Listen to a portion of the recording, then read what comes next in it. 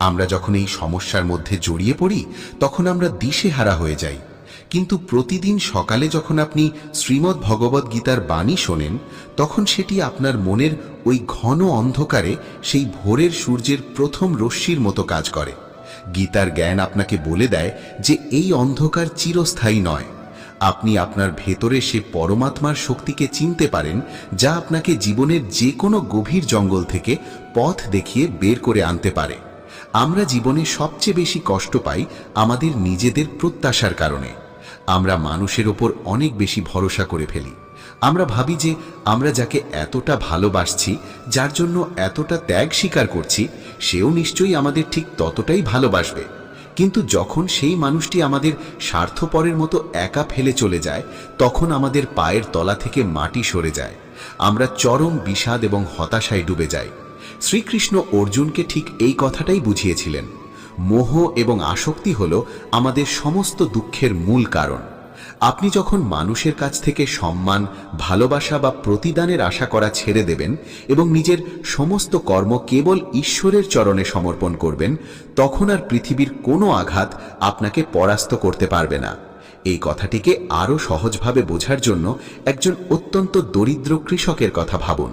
সেই কৃষকের বেঁচে থাকার একমাত্র সম্বল ছিল তার এক টুকরো জমি, কিন্তু একবার সেখানে ভয়ঙ্কর খরা দেখা দিল। বৃষ্টির অভাবে তার জমির সমস্ত ফসল শুকিয়ে নষ্ট হয়ে গেল। তার সারা বছরের পরিশ্রম চোখের সামনে ছাই হয়ে গেল। শোকে এবং দুঃখে পাগল হয়ে কৃষকটি তার জমির শুকনো মাটি খুঁড়তে শুরু করল। সে ভাবল হয়তো মাটির অনেক গভীরে কোনো ফসলের শিকড় বেঁচে আছে। সে কাঁদতে কাঁদতে যত গভীরে মাটি খুঁড়তে লাগলো তার কষ্ট তত বাড়তে থাকলো। হঠাৎ তার কোদাল একটি শক্ত ধাতব বস্তুতে আঘাত করল। সে মাটি সরিয়ে দেখল সেখানে একটি প্রাচীন পাত্র রাখা আছে, আর সেই পাত্রটি সম্পূর্ণ সোনার মুদ্রায় ভরা।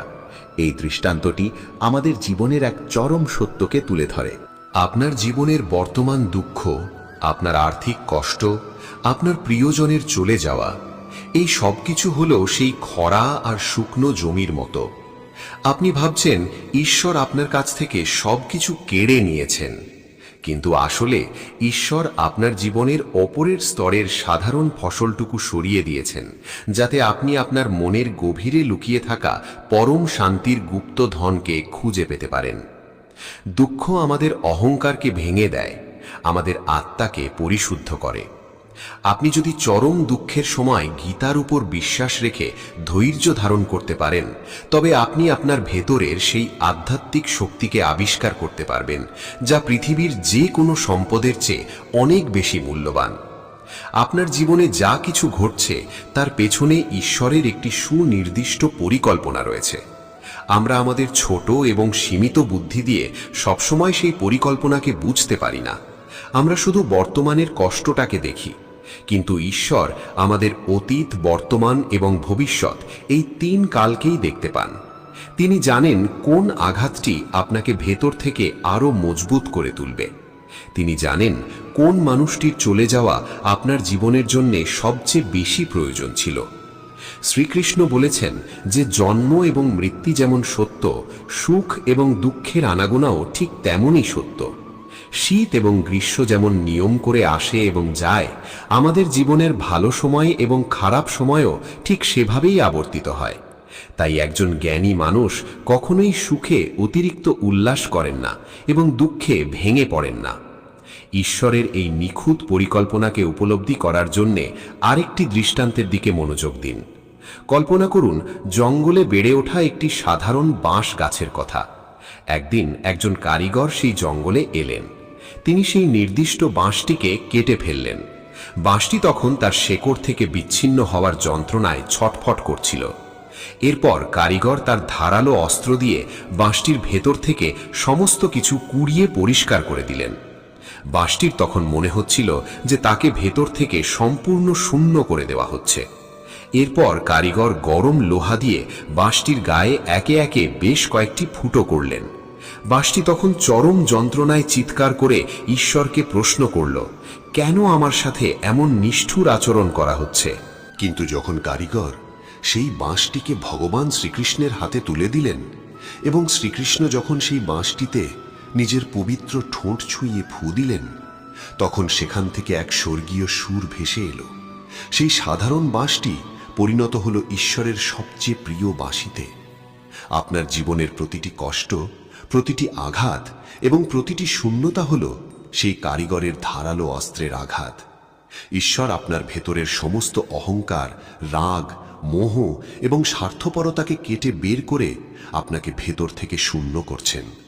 আপনার জীবনের যে আঘাতগুলো আপনাকে রক্তাক্ত করেছে, সেগুলো আসলে আপনাকে আধ্যাত্মিকভাবে প্রস্তুত করছে। আপনি যদি সেই কষ্টের সময় ঈশ্বরের প্রতি অভিমান না করে শ্রীমদ্ ভগবদ্ গীতার শিক্ষাকে নিজের জীবনের অংশ করে নেন, তাহলে ঈশ্বর আপনার সেই শূন্য জীবনের মধ্যে তার আশীর্বাদের সুর ঢেলে দেবেন। আপনিও হয়ে উঠবেন পরমেশ্বরের হাতের সেই প্রিয় বাঁশি। জীবনে সফল হতে হলে এবং দুঃখকে জয় করতে হলে ধৈর্যের কোনো বিকল্প নেই। আমরা সবাই খুব দ্রুত ফলাফল চাই। আজ আমরা ঈশ্বরের কাছে কিছু প্রার্থনা করলে আমরা চাই কাল সকালেই যেন সেটা পূরণ হয়ে যায়, আর তা না হলেই আমরা ঈশ্বরের অস্তিত্ব নিয়ে সন্দেহ শুরু করি। কিন্তু মনে রাখবেন, সঠিক জ্ঞান এবং ধৈর্য ছাড়া বড় কোনো পরিবর্তন সম্ভব নয়। প্রতিদিন সকালে যখন আপনি গীতার অমৃতবাণী শ্রবণ করবেন, তখন আপনার ভেতরে এক অদ্ভুত স্থিরতা তৈরি হবে। আপনি বুঝতে শিখবেন যে আপনার কাজ হলো কেবল সঠিক পথে কর্ম করে যাওয়া, ফলের ওপর আপনার কোনো অধিকার নেই। আর যখন আপনি ফলের আশা ছেড়ে দিয়ে নিঃস্বার্থভাবে কাজ করতে শুরু করবেন, তখন আপনার ভেতরের সমস্ত ভয় এবং দুশ্চিন্তা জাদু মন্ত্রের মতো দূর হয়ে যাবে। ধৈর্য এবং হার না মানা মানসিকতার এক চমৎকার উদাহরণ আমরা প্রকৃতির কাছ থেকেই পেতে পারি। একটি ছোট্ট পাখির কথা ভাবুন। সে অনেক পরিশ্রম করে একটি করে খড়কুটো জোগাড় করে, গাছের উঁচু ডালে নিজের জন্য একটি সুন্দর বাসা তৈরি করেছে। কিন্তু হঠাৎ করে আকাশে কালো মেঘ ঘনিয়ে এলো এবং এক প্রলয়ঙ্করী ঝড় শুরু হলো। সেই ঝড়ের তাণ্ডবে গাছের ডাল ভেঙে পড়ল। হৃদয়কে বিদ্ধ করে। আপনার প্রতিটি কর্ম যেন ঈশ্বরের প্রতি উৎসর্গীকৃত হয়। যখন আপনি আপনার প্রতিটি কাজ নারায়ণের চরণে সমর্পণ করে করবেন, তখন সেই কাজ আর সাধারণ কাজ থাকবে না, তা যোগে পরিণত হবে। আপনার মনে কি অনেক প্রশ্ন ভিড় করে আছে? আপনি কি ভাবছেন, কেন ভালো মানুষের সাথেই সবসময় খারাপ হয়? কেন যারা অন্যায় করে তারা সুখে থাকে, আর যারা ধর্মের পথে চলে তারা কষ্ট পায়? এই প্রশ্ন অর্জুনের মনেও জেগেছিল। এর উত্তর হলো, ভালো মানুষের পরীক্ষা সব সময় বেশি হয়। সোনাকে যেমন বারবার আগুনে পুড়িয়ে তার খাদ বের করা হয়, ঠিক তেমনি ভগবান তার প্রিয় ভক্তদের কঠিন পরীক্ষার মাধ্যমে পরিশুদ্ধ করেন। যারা অন্যায় করে তারা হয়তো সাময়িক সুখ ভোগ করছে, কিন্তু তাদের সেই সুখ জলের বুদবুদের মতো, যা যে কোনো মুহূর্তে ফেটে যাবে। আর আপনি যে কষ্ট সহ্য করছেন তা আপনার আত্মাকে এক অমূল্য রত্নে পরিণত করছে। তাই ধর্মপথ থেকে কখনো বিচ্যুত হবেন না। সত্যের পথ যতই কণ্টকাকীর্ণ হোক না কেন, শেষ জয় সত্যেরই হয়। জগৎ এক মায়ার আবরণ দিয়ে ঢাকা। আমরা এই মায়ার ফাঁদে পড়ে আসল সত্যকে ভুলে যাই। শ্রীকৃষ্ণ বলেছেন, আমার এই দৈবী মায়া পার হওয়া অত্যন্ত কঠিন, কিন্তু যে আমাকে সম্পূর্ণভাবে স্মরণ করে সে সহজেই এই মায়া নদী পার হতে পারে। আপনার জীবনের সমস্ত আকর্ষণ, সমস্ত মোহ আসলে সেই মায়ারই অংশ। যখন আপনি এই মোহ থেকে মুক্ত হয়ে ঈশ্বরের দিকে তাকাবেন, তখন দেখবেন পুরো বিশ্ব ব্রহ্মাণ্ড এক নতুন রূপে আপনার সামনে ধরা দিয়েছে। আপনার আর কিছুই চাওয়ার থাকবে না, কারণ আপনি স্বয়ং সেই পরম প্রাপ্তিকে লাভ করবেন। কল্পনা করুন, আপনি এক বিশাল পর্বতের চূড়ায় দাঁড়িয়ে আছেন। নিচে তাকিয়ে দেখুন আপনার অতীতের সমস্ত কষ্ট, সমস্ত অপমান কত ক্ষুদ্র মনে হচ্ছে। ঈশ্বর আপনাকে সেই উচ্চতায় নিয়ে যেতে চান, কিন্তু তার জন্য আপনাকে আপনার ভেতরের সমস্ত মালিন্য দূর করতে হবে। কাউকে ঘৃণা করে কখনো ঈশ্বরের সান্নিধ্য লাভ করা যায় না। তাই যে মানুষটি আপনার সবচেয়ে বেশি ক্ষতি করেছে, তাকেও আজ মন থেকে ক্ষমা করে দিন।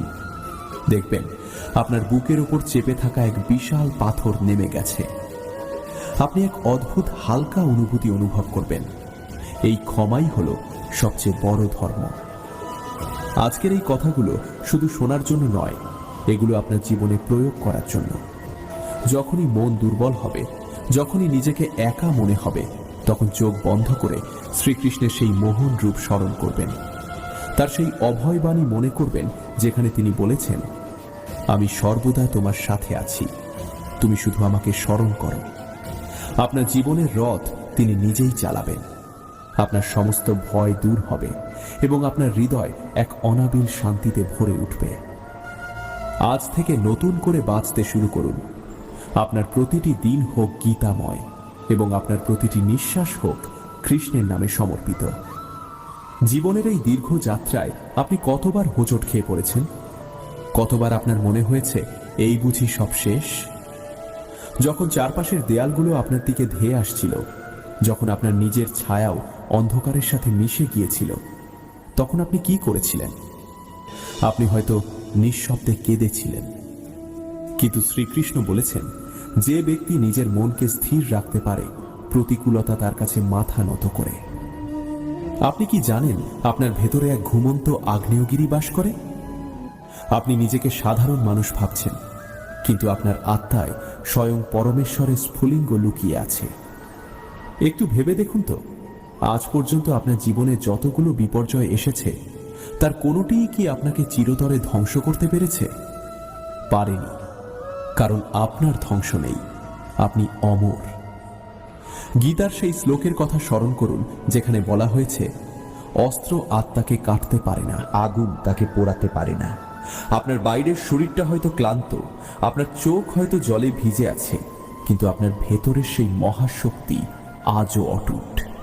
যখন আপনার মনে হয় আপনি আর এক পাও এগোতে পারবেন না, ঠিক তখনই ঈশ্বর আপনাকে কোলে তুলে নেন। আপনি দেখতে পান না, কিন্তু তিনি আপনাকে আগলে রাখেন। আমাদের সবচেয়ে বড় ভুল হলো আমরা ভবিষ্যতের উপর নিয়ন্ত্রণ স্থাপন করতে চাই। আমরা চাই সবকিছু যেন আমাদের পরিকল্পনা অনুযায়ী চলে, আর যখন তা হয় না তখন আমরা ভেঙে পড়ি। কিন্তু মহাবিশ্বের নিজস্ব এক ছন্দ আছে। শ্রীকৃষ্ণ অর্জুনকে বলেছিলেন, হে কুন্তিপুত্র, তুমি কেবল তোমার কর্ম করে যাও, ফলের প্রতি আসক্তি ত্যাগ করো। আপনার জীবনে আজ যে ঝড় বইছে তা হয়তো আপনার পুরনো অকেজো বিশ্বাসগুলোকে ভেঙে ফেলার জন্য এসেছে। এই ঝড়ের পরেই আসবে এক নতুন ভোর। আপনি শুধু ঝড়ের মাঝে দাঁড়িয়ে থাকার সাহসটুকু সঞ্চয় করুন। যারা আপনার সাথে অন্যায় করেছে, যারা আপনার সরলতার সুযোগ নিয়েছে, তাদের কথা ভেবে আর নিজের মূল্যবান সময় নষ্ট করবেন না। কর্মের বিধান বড় কঠোর। যে যেমন কর্ম করবে তাকে ঠিক তেমন ফল ভোগ করতে হবে। আপনার কাজ প্রতিশোধ নেওয়া নয়, আপনার কাজ হলো নিজেকে উন্নত করা।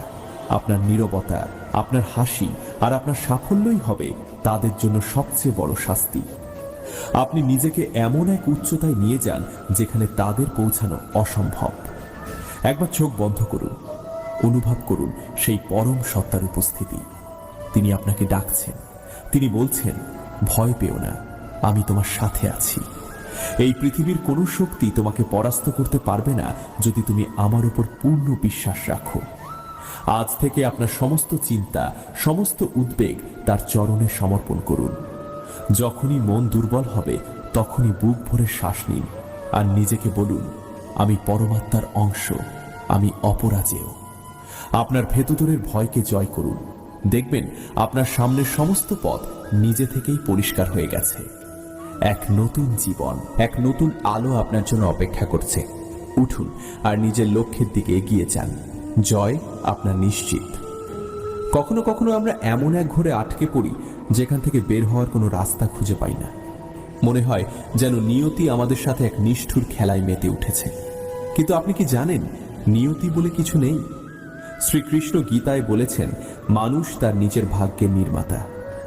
আপনি আজ যে পরিস্থিতিতে আছেন তা আপনারই অতীতের কোনো চিন্তার বাস্তব রূপ। যদি আপনি আজ নিজের চিন্তাকে পরিবর্তন করতে পারেন, তবে কাল আপনার ভাগ্য বদলে যাবে। যারা আপনাকে ছোট করেছে, যারা আপনার স্বপ্নগুলোকে পদদলিত করেছে, তাদের উপর রাগ করবেন না।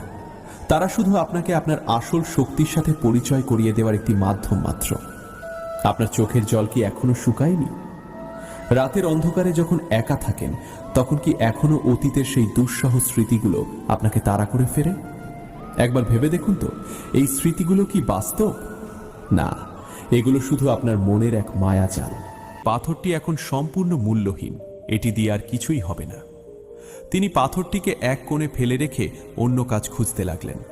কিছুদিন পর তার গুরু এলেন এবং সেই ফেলে দেওয়া পাথরটি দেখলেন। গুরু হাসলেন এবং নিজের যন্ত্রপাতি বের করে সেই নষ্ট হয়ে যাওয়া মুখমণ্ডলটিকে নতুনভাবে খোদাই করতে শুরু করলেন। তার দক্ষ হাতের ছোঁয়ায় সেই নষ্ট হয়ে যাওয়া অংশটি ভগবানের এক অপূর্ব সুন্দর মুকুটে পরিণত হল, আর মূর্তিটি আগের চেয়েও 1000 গুণ বেশি সুন্দর হয়ে উঠল। আমাদের জীবনও হলো সেই পাথরের মতো। আমরা যখন ভুল করি তখন আমাদের মনে হয় আমাদের জীবন নষ্ট হয়ে গেছে, এর আর কোনো মূল্য নেই। কিন্তু আমরা ভুলে যাই যে ভগবান হলেন সেই পরম গুরু, সেই শ্রেষ্ঠ ভাস্কর। আমরা যদি আমাদের এই ভাঙা আর ভুল ভ্রান্তিতে ভরা জীবনটিকে সমর্পণ করে দিই, তবে তিনি তার পরম করুণায় আমাদের জীবনের সব ভুলগুলোকে মুকুটের মতো সুন্দর করে তুলবেন। তাই রাতে যখন নিজের ভুলের জন্য অনুশোচনা হবে, তখন কাঁদবেন না, নিজেকে দোষ দেবেন না, শুধু হাত জোর করে শ্রীকৃষ্ণের কাছে ক্ষমা চাইবেন আর গীতার এই অভয়বাণী শুনবেন। দেখবেন আপনার মনের ভারী পাথর এক মুহূর্তে হালকা হয়ে গেছে। মানুষের জীবনের আরও একটি বড় অস্থিরতার কারণ হল অন্যদের কাছ থেকে আঘাত পাওয়া। আমরা যাদের সবচেয়ে বেশি ভালোবাসি, যাদের জন্য নিজেদের সর্বস্ব উজাড় করে দিই, অনেক সময় তারাই আমাদের সবচেয়ে বেশি কষ্ট দেয়। বিশ্বাসঘাতকতা, অপমান আর অবহেলার তীব্র যন্ত্রণায় আমাদের বুক ফেটে যায়। মনে হয় এই পৃথিবীতে কেউ আপন নয়, সবাই স্বার্থপর। এই কষ্ট মানুষকে ভেতর থেকে শূন্য করে দেয়। শ্রীকৃষ্ণ বলেছেন, এই সংসার হলো মায়া, এখানে কেউ কারো নয়, আত্মাই একমাত্র সত্য, আর পরমাত্মাই হলো আত্মার একমাত্র আপনজন। এই গভীর তত্ত্বটি অনুধাবন করার জন্য আসুন একটি দৃষ্টান্তের কথা চিন্তা করি। একটি সুন্দর পাখি একটি বিশাল গাছের ডালে বাসা বেঁধেছিল। সে সেই গাছটিকে খুব ভালোবাসত। সে ভাবত এই গাছটি তাকে সারা জীবন ছায়া দেবে, ঝড় বৃষ্টি থেকে বাঁচাবে। কিন্তু একদিন এক প্রচণ্ড ঝড়ে সেই গাছের ডালটি ভেঙে পড়ল আর পাখির বাসাটি মাটিতে লুটিয়ে পড়ল। পাখিটি খুব কাঁদতে লাগল, গাছটিকে দোষ দিতে লাগল। তখন এক বয়স্ক ঈগলগুলো তাকে বলল, তুমি ওই গাছের ডালের ওপর নির্ভর করেছিলে বলে আজ তোমার এই দশা। তুমি ভুলে গেছো যে তোমার দুটি শক্তিশালী ডানা আছে। তোমার আশ্রয় ওই দুর্বল গাছের ডাল নয়, তোমার আশ্রয় হলো এই বিশাল অনন্ত আকাশ। ঠিক একইভাবে আমরা সংসারের মানুষদের ওপর আমাদের সুখ আর শান্তির জন্য নির্ভর করি। আমরা ভুলে যাই যে মানুষের মন আর পরিস্থিতি সব সময় বদলায়। আজ যে আপন, কাল সে পর হয়ে যেতে পারে। কিন্তু আমাদের আত্মার ডানা আছে, আর সেই ডানা হলো আমাদের ভক্তি আর শ্রীকৃষ্ণের প্রতি আমাদের বিশ্বাস। ভগবান হলেন সেই অনন্ত আকাশ, যিনি কখনো আমাদের ছেড়ে যান না, যিনি কখনো বদলান না। রাতে যখন আপনজনের দেওয়া কষ্ট আপনাকে কাঁদাবে, তখন জানবেন যে ভগবান আপনাকে মানুষের মোহ থেকে মুক্ত করে নিজের কাছে টেনে নেওয়ার জন্যই এই পরিস্থিতি তৈরি করেছেন। গীতার জ্ঞান আমাদের শেখায় যে কারো ওপর অতিরিক্ত নির্ভর করো না, নিজের ভেতরের ভগবানের সাথে সম্পর্ক তৈরি করো, তাহলে পৃথিবীর কোনো আঘাত তোমাকে টলাতে পারবে না। সবশেষে আমাদের জীবনে এমন এক সময় আসে যখন আমাদের সব কিছু থাকলেও মনে কোনো শান্তি থাকে না। অর্থ, সম্মান, পরিবার সব কিছু থাকার পরও বুকের ভেতর এক অদ্ভুত শূন্যতা আর হাহাকার কাজ করে। আমরা বুঝতে পারি না যে আমাদের আসলে কি চাই, আমরা কেন এত অস্থির। আমরা বাইরের পৃথিবীতে শান্তি খুঁজি, দামি জিনিস কিনি, মানুষের সাথে মিশি, কিন্তু কিছুতেই সেই শূন্যতা পূরণ হয় না। শ্রীকৃষ্ণ গীতায় বলেছেন, যে ব্যক্তি নিজের ইন্দ্রিয়গুলোকে সংযত করেছে এবং যার মন পরমাত্মায় স্থির হয়েছে, সেই প্রকৃত শান্তি লাভ করে। এই সত্যটি একটি অত্যন্ত সুন্দর দৃষ্টান্তের মাধ্যমে বোঝা যায়। গহীন জঙ্গলে এক কস্তুরী মৃগ বাস করত। একদিন তার নিজের শরীর থেকে এক অপূর্ব সুগন্ধ বের হতে লাগল। সেই সুগন্ধে পাগল হয়ে হরিণটি ভাবতে লাগল, এই সুগন্ধ কোথা থেকে আসছে। সে সারা জঙ্গল পাগলের মতো ছুটে বেড়াতে লাগল। সে পাহাড়ে গেল, নদীতে গেল, কিন্তু কোথাও সেই সুগন্ধের উৎস খুঁজে পেল না। ছুটতে ছুটতে একসময় সে ক্লান্ত হয়ে মাটিতে পড়ে গেল। তখন সে বুঝতে পারল যে সুগন্ধের খোঁজে সে সারা জঙ্গল চষে বেরিয়েছে। সেই সুগন্ধ আসলে বাইরের কোথাও নেই, তা তার নিজের নাভিতেই লুকিয়ে আছে। আমাদের অবস্থাও ঠিক সেই কস্তুরী মৃগের মতো। আমরা শান্তি আর সুখের খোঁজে সারা জীবন বাইরের পৃথিবীতে ছুটে বেড়াই। আমরা ভাবি টাকা হলে শান্তি পাবো, বাড়ি হলে শান্তি পাবো, কিন্তু শান্তি আমাদের বাইরে নেই, শান্তি আমাদের অন্তরেই বিরাজমান। আমাদের ভেতরেই সেই পরম সত্তা শ্রীকৃষ্ণ বসে আছেন।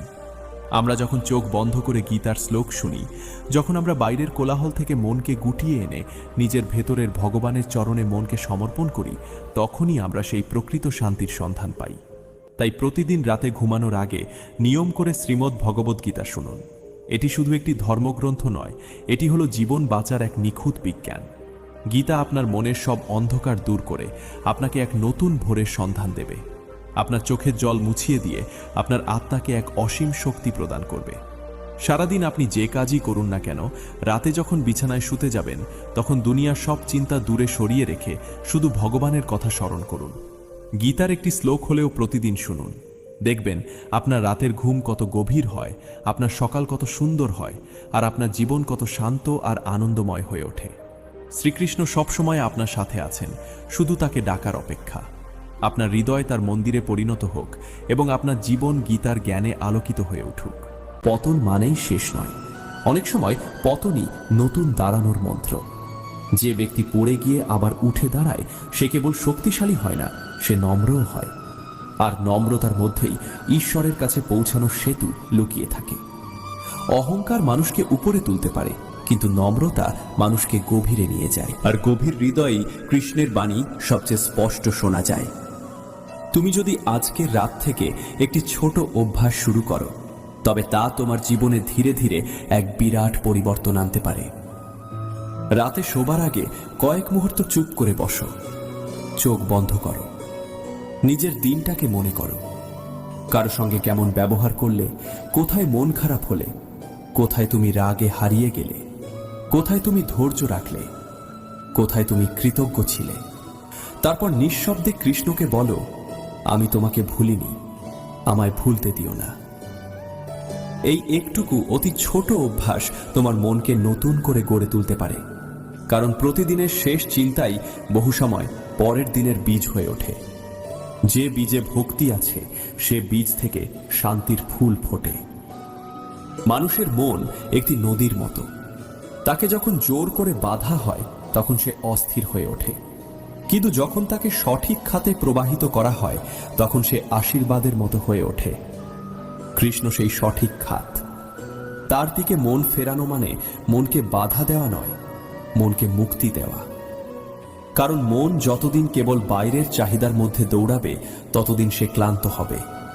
কিন্তু মন যখন অন্তরের সত্যকে খুঁজতে শুরু করবে, তখন সে শান্ত হবে। আর সেই শান্তি সত্যিকারের সম্পদ। ধন হারিয়ে যায়, সম্পর্ক বদলে যায়, সময় চলে যায়, কিন্তু শান্ত মনই মানুষকে বাঁচিয়ে রাখে। কত মানুষ আছে যারা সব পেয়েও শান্ত নয়, আর কত মানুষ আছে যারা অল্প নিয়েও পরিপূর্ণ। পার্থক্যটা কোথায়? পার্থক্যটা কৃষ্ণকে মনে করার ক্ষমতায়, কৃতজ্ঞতায়, সমর্পণে। যারা প্রতিদিন নিজেদের জীবনকে অভিযোগের দৃষ্টিতে দেখে তারা কষ্টকে আরো বাড়িয়ে তোলে, আর যারা প্রতিদিন নিজেদের জীবনে আশীর্বাদ খুঁজে পায় তারা সাধারণ দিনকেও পবিত্র করে তোলে। শ্রীকৃষ্ণের শিক্ষা তাই আমাদের দৃষ্টিকে বদলায়। তিনি বলেন, আগে দেখো তারপর বিচার করো, আগে বোঝো তারপর প্রতিক্রিয়া দাও, আগে নীরব হও তারপর কথা বলো। এই শৃঙ্খলা মনের অস্থিরতাকে ধীরে ধীরে শান্ত করে। এই কথাগুলো শুধু শুনে যাওয়ার জন্য নয়, এগুলো হৃদয়ে বসিয়ে রাখার জন্য। কারণ যে বাণী শুধু কানে যায় তা হাওয়ায় মিলিয়ে যায়, কিন্তু যে বাণী আত্মায় জায়গা করে তা জীবন বদলায়। আজ যদি তোমার চোখে জল আসে তা লজ্জার নয়। যদি আজ তোমার মনে হয় এই কথাগুলো যেন আমারই জন্য বলা, তবে বুঝে নাও কৃষ্ণ তোমার দিকে তাকিয়ে আছেন। তিনি তোমার দুর্বলতা দেখছেন, কিন্তু সেই দুর্বলতাকে অবজ্ঞা করছেন না। তিনি তোমার ক্লান্তি দেখছেন, কিন্তু সেই ক্লান্তিকে ভরিয়ে দিতে চাইছেন। তিনি তোমার ভাঙন দেখছেন, কিন্তু সেই ভাঙন দিয়েই আলো ঢুকিয়ে দিতে চাইছেন। তাই থেমো না, নিজের প্রতি নিষ্ঠুর হইও না। বারবার হেরে গেলেও নিজের আত্মাকে অপমান করো না। যে মানুষ নিজেকে ভালোবাসতে শেখে না, সে ঈশ্বরের করুণাও ঠিকভাবে গ্রহণ করতে পারে না। নিজের ভুলকে স্বীকার করো, কিন্তু নিজের অস্তিত্বকে ঘৃণা করো না। কারণ তুমি ভুলের চেয়েও বড়, তুমি ভয়ের চেয়েও বড়, তুমি ব্যর্থতার চেয়েও বড়। তুমি আত্মা, আর আত্মা কখনো পুরোপুরি হারায় না। কৃষ্ণ সেই আত্মার ভেতরের দ্বীপ। তিনি মিটতে দেন না, শুধু তেল দিতে শেখান। আর সেই তেল হলো ভক্তি, ধৈর্য, কৃতজ্ঞতা এবং সত্যের পথে থাকা। আজকের এই আলোচনার শেষে শুধু এতটুকুই মনে রেখো, অস্থির মনকে শান্ত করতে প্রথমে বাইরের পৃথিবী বদলাতে হয় না, ভেতরের সম্বন্ধ বদলাতে হয়। কৃষ্ণের সঙ্গে সম্পর্ক যত গভীর হবে, তোমার ভয়ের শিকড় তত দুর্বল হবে। তুমি যত বেশি তাকে স্মরণ করবে, তত বেশি নিজের ভেতরের অন্ধকার চিনতে পারবে।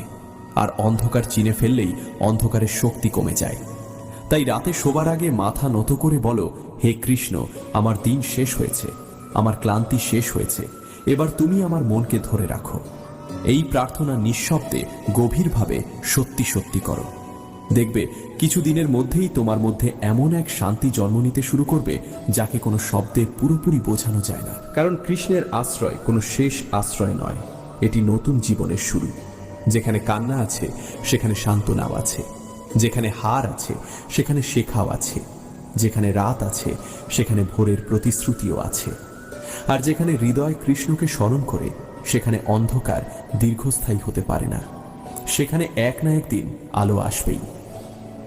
যখন মানুষ জীবনের প্রতিটি ঘটনাকে শুধুই সৌভাগ্য কিংবা দুর্ভাগ্যের চোখে দেখতে শুরু করে, তখন সে নিজের শক্তিকে ভুলে যায়। সে মনে করে সবকিছুই বাইরের পৃথিবী ঠিক করবে। কিন্তু শ্রীকৃষ্ণ মানুষের অন্তরের দিকে তাকাতে শেখান। তিনি বলেন যে নিজের মনকে জয় করতে পারে, তার কাছে পৃথিবীর সবচেয়ে কঠিন পরিস্থিতিও ধীরে ধীরে সহজ হয়ে আসে। কারণ বাইরের ঝড় কখনো থামে না, কিন্তু ভিতরের ঝড় থামানো সম্ভব। আর যে হৃদয়ে শান্তি জন্মায়, সেই হৃদয়ই সবচেয়ে বড় আশীর্বাদ লাভ করে। তুমি কি কখনো ভেবেছ কেন রাতের নীরবতায় পুরনো স্মৃতিগুলো হঠাৎ ফিরে আসে? কেন ভুলে যাওয়া কষ্টগুলো আবার বুকের মধ্যে জেগে ওঠে? কেন এমন মানুষদের কথা মনে পড়ে যারা অনেক আগেই চলে গেছে? এর কারণ তোমার মন দিনের কোলাহলে যা চাপা দিয়ে রাখে, রাতের নীরবতা তাকে সামনে নিয়ে আসে। তাই রাতকে ভয় পেও না, এই সময়টাকেই আত্মার সঙ্গে কথা বলার সময় বানিয়ে নাও। কারণ যে নিজের কান্নার ভাষা বোঝে, সে অন্যের কান্নাও বুঝতে শেখে। আর যার হৃদয়ে সহানুভূতি জন্মায়, তার জীবন থেকে অহংকার ধীরে ধীরে বিদায় নেয়। কৃষ্ণ কখনো বলেননি যে ভক্তের জীবনে কষ্ট আসবে না, বরং তিনি বুঝাইছেন কষ্টের মধ্যেও যে স্থির থাকতে পারে, সেই প্রকৃত ভক্ত। নদী যখন শান্ত থাকে, তখন যে কেউ নৌকা চালাতে পারে, কিন্তু প্রবল স্রোতের মধ্যে যে ভারসাম্য ধরে রাখতে পারে, সেই প্রকৃত মাঝি। তেমনি সুখের দিনে ঈশ্বরকে স্মরণ করা সহজ, কিন্তু দুঃখের দিনেও যে তার প্রতি বিশ্বাস হারায় না, সেই হৃদয় সত্যিকার অর্থে আলোকিত হয়। তাই তোমার জীবনে যদি আজ অন্ধকার থাকে, তবে ভেবো না কৃষ্ণ তোমাকে ছেড়ে গেছেন। অনেক সময় তিনি সবচেয়ে কাছে থাকেন ঠিক তখনই যখন তুমি তাকে দেখতে পাও না। মানুষের সবচেয়ে বড় ভুল হলো সে নিজের মূল্য অন্যের আচরণ দিয়ে মাপতে শুরু করে। কেউ প্রশংসা করলে সে নিজেকে বড় মনে করে, কেউ অবহেলা করলে সে নিজেকে তুচ্ছ মনে করে। কিন্তু কৃষ্ণ শেখান, তোমার মূল্য মানুষের কথায় নয়, তোমার চরিত্রে। যদি তোমার মন সত্যের পথে থাকে, যদি তোমার কর্ম সৎ হয়, যদি তোমার হৃদয়ে দয়া থাকে, তবে পৃথিবী তোমাকে না বুঝলেও ঈশ্বর তোমাকে জানেন। আর ঈশ্বরের দৃষ্টিতে সম্মান পাওয়ার চেয়ে বড় সম্মান আর কিছুই হতে পারে না। অনেক মানুষ সারা জীবন সুখের পিছনে ছুটে বেড়ায়, অথচ শান্তিকে ভুলে যায়। কিন্তু সুখ অনেক সময় পরিস্থিতির উপর নির্ভর করে, আর শান্তি নির্ভর করে চেতনার উপর। আজ তোমার কাছে সবকিছু থাকলেও যদি মন অশান্ত হয়, তবে কিছুই পূর্ণ নয়। আবার অনেক কিছু না থাকলেও যদি অন্তর শান্ত থাকে, তবে জীবন অপূর্ণ নয়। কৃষ্ণ তাই সুখের চেয়ে শান্তিকে বড় করেছেন, কারণ শান্ত হৃদয়েই জ্ঞান জন্মায়, প্রেম জন্মায়, ক্ষমা জন্মায়, আর ঈশ্বরের উপস্থিতি অনুভব করা যায়। তুমি যদি সত্যিই নিজের ভাগ্য বদলাতে চাও, তবে আজ থেকেই একটি অভ্যাস ত্যাগ করো। নিজের অতীতকে বারবার শাস্তি দেওয়া বন্ধ করো। যা হয়ে গেছে তার ফিরে আসবে না, কিন্তু সেই ঘটনার শিক্ষা তোমার সঙ্গে থাকবে। অতীতের ভুলকে যদি তুমি প্রতিদিন বয়ে নিয়ে চলো, তবে বর্তমানের শক্তিও হারিয়ে ফেলবে। কৃষ্ণ বলেন, শিক্ষা গ্রহণ করো, কিন্তু শৃঙ্খল বয়ে বেরিও না। অনুতাপ দরকার, কিন্তু আত্মঘৃণা নয়। পরিবর্তন দরকার, কিন্তু নিজেকে ধ্বংস করা নয়। কারণ যে নিজেকে ক্ষমা করতে শেখে না, সে অন্যকেও কখনো সত্যিকারের ক্ষমা করতে পারে না। জীবনের পথ কখনো সোজা হয় না, কোথাও আনন্দ আছে, কোথাও বিচ্ছেদ, কোথাও সাফল্য, কোথাও ব্যর্থতা। কিন্তু প্রতিটি অভিজ্ঞতা তোমাকে কিছু না কিছু শিখিয়ে যায়। একটি শুকনো পাতা যেমন গাছকে শেখায় ঋতু বদলেছে, তেমনি প্রতিটি কষ্ট মানুষকে শেখায় সময় বদলাচ্ছে। তাই কোনো অবস্থাকেই চিরস্থায়ী ভেবো না। আজ যা তোমাকে কাঁদাচ্ছে, হয়তো একদিন সেই ঘটনাই তোমার সবচেয়ে বড় শিক্ষা হয়ে দাঁড়াবে। আর সেই শিক্ষা দিয়েই তুমি অন্য কারো অন্ধকারে আলো জ্বালাবে। রাতে ঘুমানোর আগে নিজের হৃদয়কে একবার বলো, আজ আমি কাউকে দোষ দেব না। আজ আমি নিজের কষ্টকে কৃষ্ণের হাতে সমর্পণ করব। আজ আমি এমন কোনো চিন্তা নিয়ে ঘুমাবো না যা আমার মনকে বিষিয়ে দেয়। কারণ ঘুম শুধু শরীরের বিশ্রাম নয়, এটি আত্মারও বিশ্রাম। যে চিন্তা নিয়ে তুমি ঘুমাও, সেই চিন্তাই ধীরে ধীরে তোমার আগামী দিনের অনুভূতিকে গড়ে তোলে। তাই রাতের শেষ ভাবনাটি যেন হয় কৃষ্ণের নাম, কৃতজ্ঞতার অনুভূতি আর নতুন ভোরের প্রতি বিশ্বাস। মনে রেখো, অন্ধকার কখনো আলোকে পরাজিত করতে পারে না। অন্ধকারের নিজস্ব কোনো শক্তি নেই। আলো না থাকলেই ভারতবর্ষের মধ্যভাগে পবিত্র সরজু নদীর শান্ত ও সুবিস্তৃত তীরে এক বিশাল রাজ্য গড়ে উঠেছিল, যার নাম ছিল রত্নগড়। এই রাজ্য তার প্রাকৃতিক সৌন্দর্য, ধন সম্পদ ও ঐশ্বর্যের জন্য দূর দূরান্ত পর্যন্ত বিখ্যাত ছিল। নদীর নির্মল জলে প্রাতঃকালে সূর্যের কিরণ যখন পড়ত, তখন মনে হতো যেন ধরিত্রীর বুকে সোনা ঝরে পড়ছে। চারদিকের সবুজ বনভূমি, সুউচ্চ পর্বত, উর্বর ক্ষেত খামার আর জাঁকজমকপূর্ণ নগর সেই রাজ্যের শোভা বাড়িয়ে তুলত। যেখানেই দৃষ্টি যেত, সেখানেই রং বেরঙের ফুলের সুবাস বাতাসে ভেসে বেড়াত এবং পাখিদের মধুর কলকাকলি শোনা যেত। রাজ্যের প্রধান নগরে ছিল উঁচু উঁচু অট্টালিকা, যেখানে রাজপরিবার ও সামন্তরা বাস করতেন। বাজারে সব রকমের জিনিস মিলত। সোনা, রূপো, রত্ন ও মহামূল্যবান সামগ্রীর দোকানগুলো একে অপরের সঙ্গে প্রতিযোগিতায় নামত। চাষিদের ক্ষেতে ফসল লক লক করত এবং পশুপালনের কাজও খুব ভালো হতো। মানুষ সুখ ও শান্তিতে দিন কাটাত। কিন্তু সেই সমৃদ্ধ রাজ্যের এক শান্ত কোণে, নদীর ধারের একটি পুরনো পাড়ায় এক পণ্ডিতের পরিবার বাস করত। সেই পণ্ডিতের নাম ছিল পণ্ডিত ধর্মশীল। এই নাম শুনে যে কেউ ভাবতে পারেন যে এই ব্যক্তি ধর্মের পথে চলেন। কিন্তু নাম ধর্মশীল হলেও তার কর্ম ধর্ম থেকে বহু দূরে ছিল। তিনি পণ্ডিত অবশ্যই ছিলেন, শাস্ত্রের জ্ঞানও রাখতেন। ঋগ্বেদ, যজুর্বেদ, সামবেদ, অথর্ববেদ সবকিছুই তার মুখস্থ ছিল।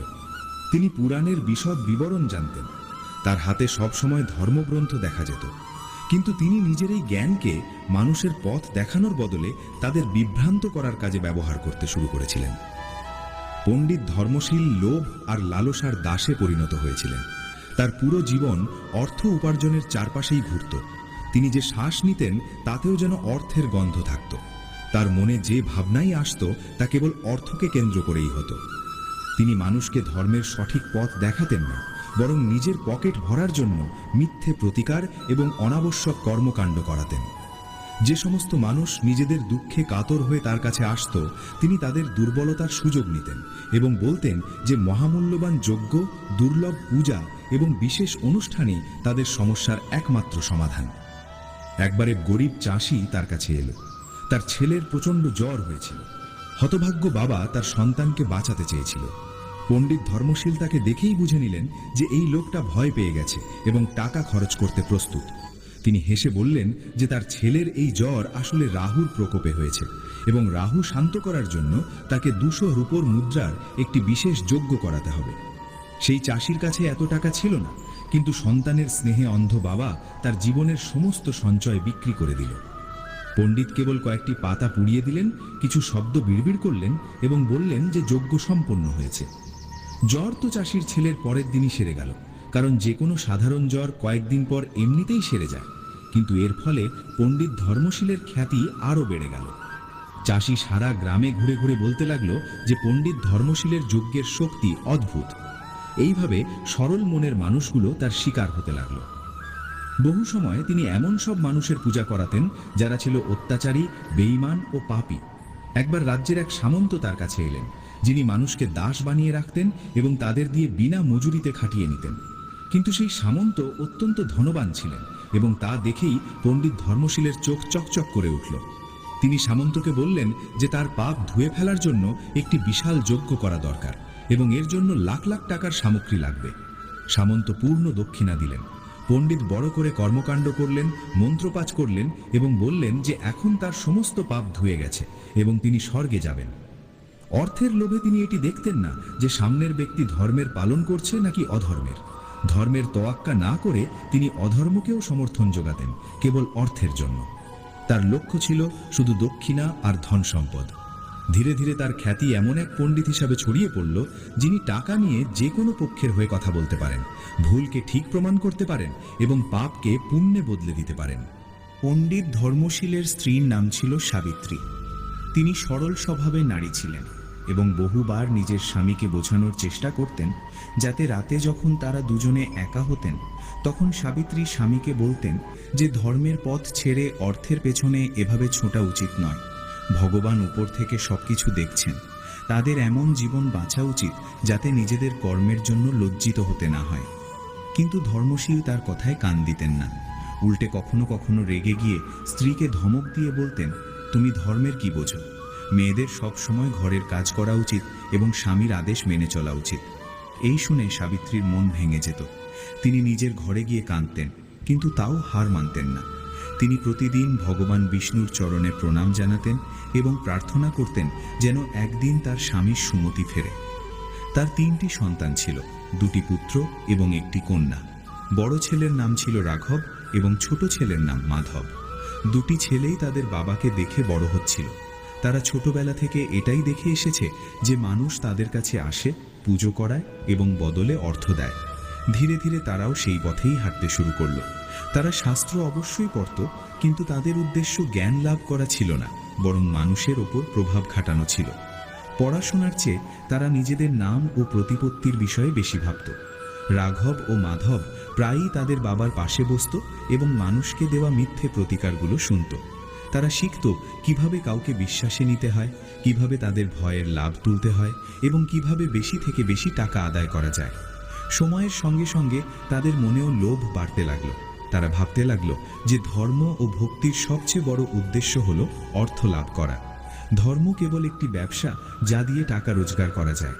তাদের হৃদয়ে সেবা, করুণা ও প্রকৃত শ্রদ্ধার ভাব ধীরে ধীরে লোপ পেয়ে গেল। এখন তাদের চোখে শুধু টাকাই ভাসত। প্রতিটি মানুষ তাদের কাছে এক একজন সম্ভাব্য ক্রেতা হয়ে উঠল। রাঘব ও মাধব নিজেদের আচরণে তাদের বাবার চেয়েও বেশি অহংকারী হয়ে উঠল। নগর ও গ্রামে শুধু এক পণ্ডিতেরই আলোচনা চলত, আর তিনি হলেন ধর্মশীল। কারোর বিয়ে দিতে হলে পণ্ডিত ধর্মশীলের কাছে যেতে হতো, কারোর কোনো সমস্যা হলে ধর্মশীলের দরজায় কড়া নাড়তে হতো। পুরো নগর তার চরণে নত ছিল।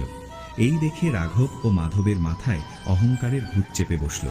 তারা তাদের বাবার চেয়েও চড়া দর হাঁকতে শুরু করল। বিয়ে শাদিতে কোনো দেবতাকে প্রসন্ন করতে হলে সাধারণ পুজো নয়, বরং বিশেষ পুজো করাতে হতো, যার খরচ ছিল আকাশ ছোঁয়া। বিয়ের শুভ লগ্ন নির্ধারণ করার জন্য তাদের ভারী অঙ্কের দক্ষিণা দিতে হতো।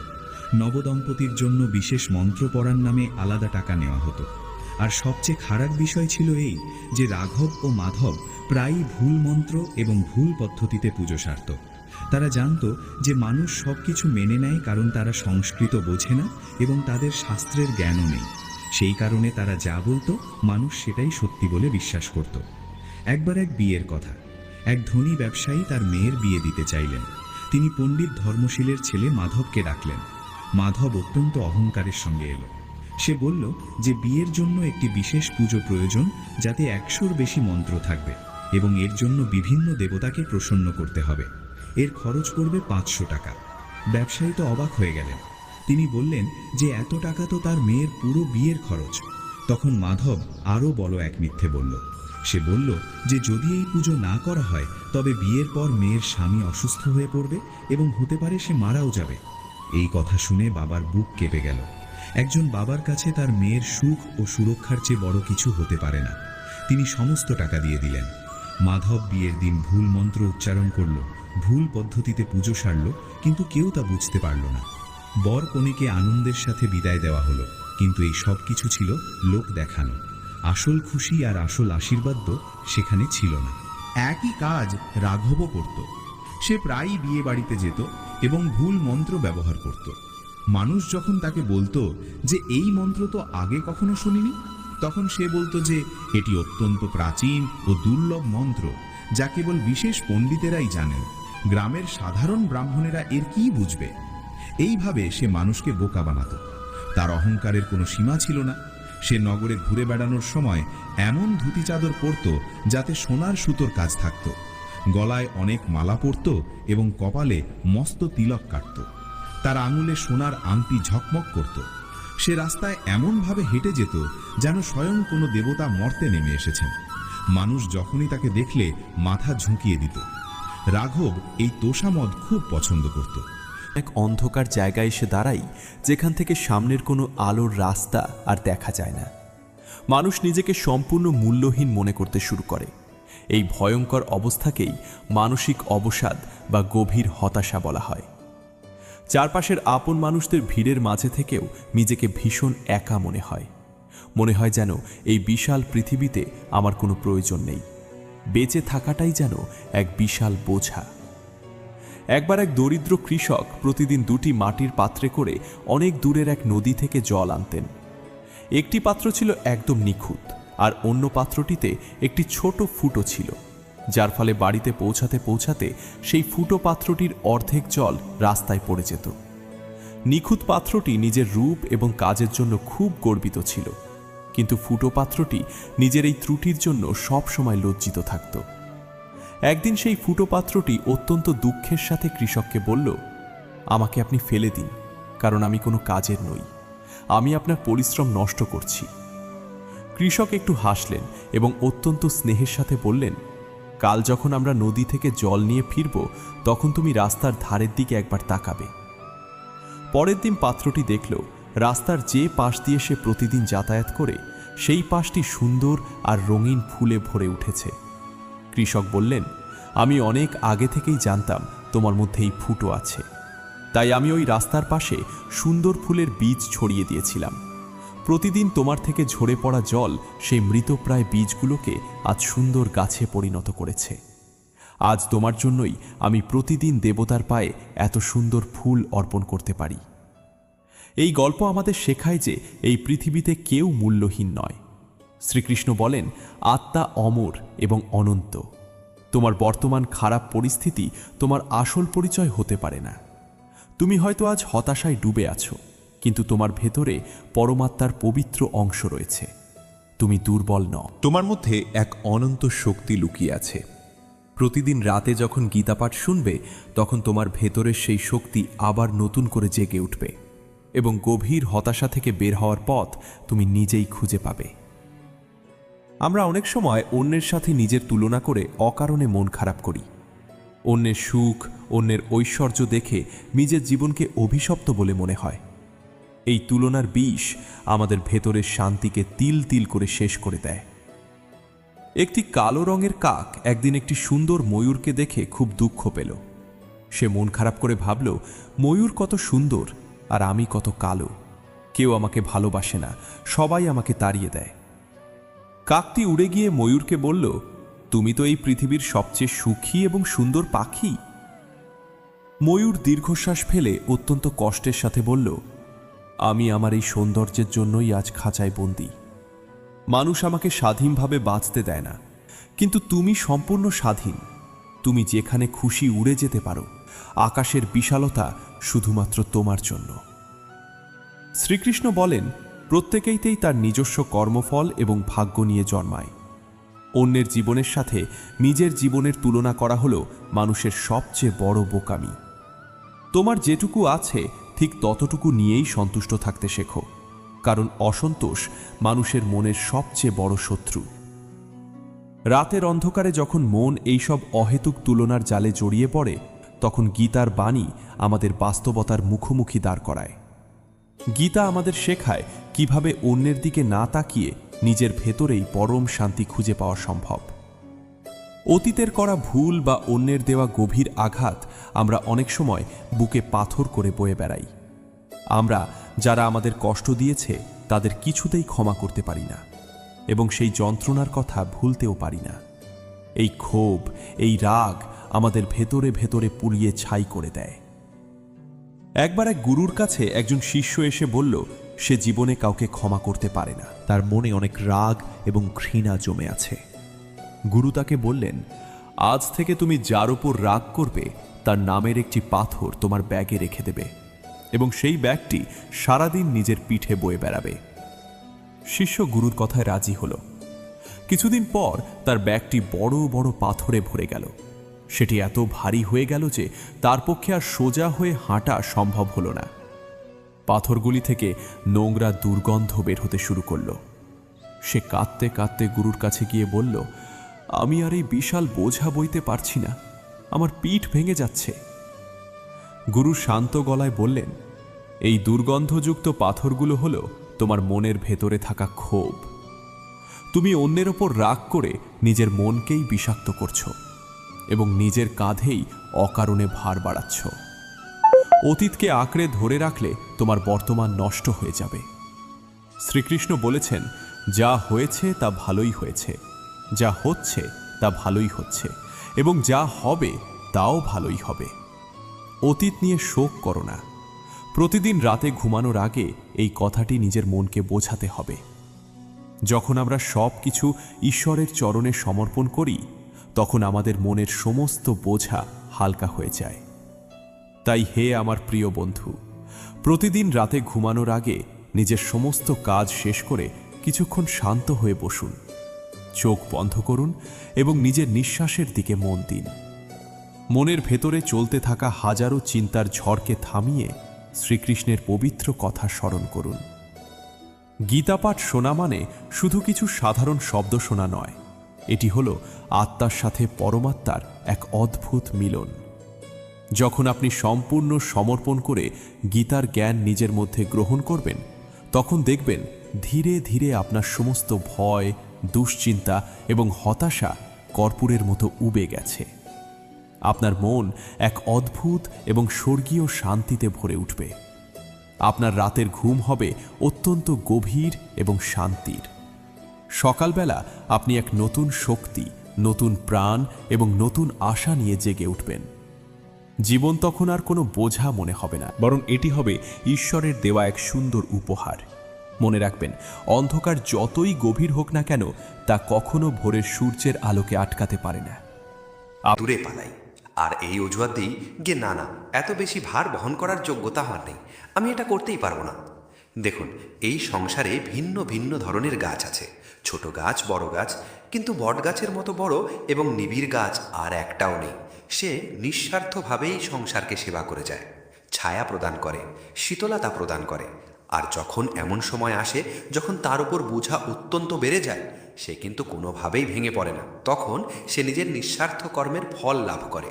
সেই নিঃস্বার্থ কর্ম যা সে করেছে তার দেহ থেকে ছোট ছোট ঝুড়ির মতো শিকড় বেরোয় এবং তা কাণ্ডের আকার ধারণ করে।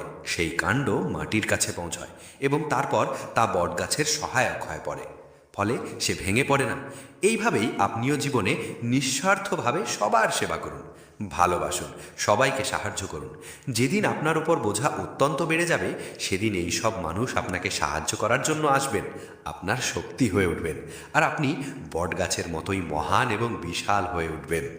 আসুন আর আমার সাথে ভালোবেসে বলুন, রাধে রাধে। আভূষণ, কার না ভালো লাগে আভূষণ?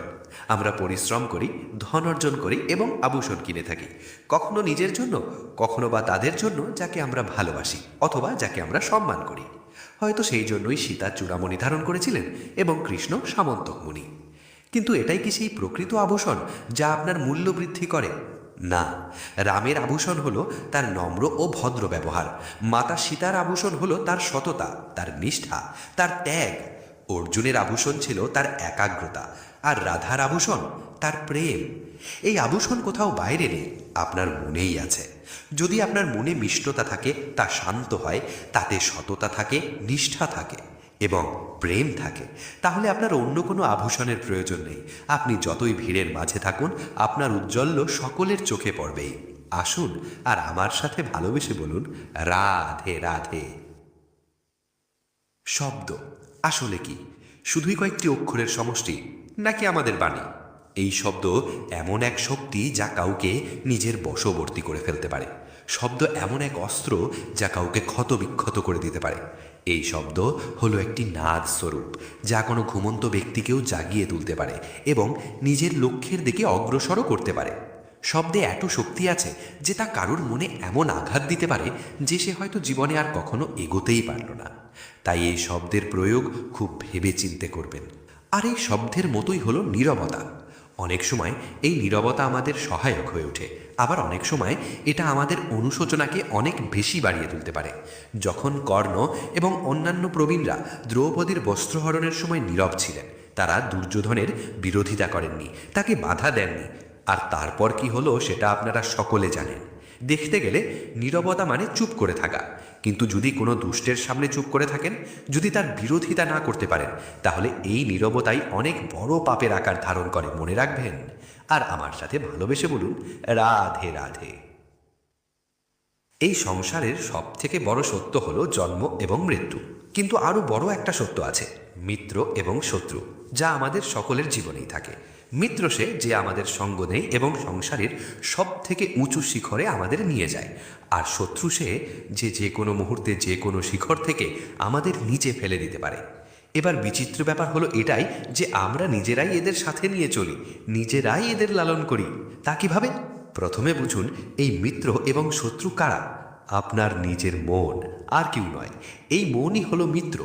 যখন তাতে ভারসাম্য বজায় থাকে, তা নিয়ন্ত্রিত থাকে, তা পবিত্র হয়। কিন্তু যদি এই মন অনিয়ন্ত্রিত হয়ে পড়ে, যদি সে আপনাকে নিয়ন্ত্রণ করতে শুরু করে, তখন সেই আপনার সব থেকে বড় শত্রু হয়ে ওঠে। সেই জন্যই এই মনের ওপর নিয়ন্ত্রণ রাখতে শিখুন, এতে ভারসাম্য বজায় রাখতে শিখুন। তাহলে আপনি এমন এক বন্ধুকে পাবেন যে আপনাকে এই সংসারের শিখরে পৌঁছে দেবে। আসুন আর আমার সাথে ভালোবেসে বলুন, রাধে রাধে। খুব সুন্দর একটা কাহিনী আছে। একবার এক ব্যক্তি নিজের অসফলতার জন্য ত্রস্ত হয়ে সময় দেবতার তপস্যা করতে বসলেন। তিনি তপস্যা করলেন এবং সময় দেবতা প্রসন্ন হলেন, মানুষের রূপ ধারণ করে তার সামনে প্রকট হলেন।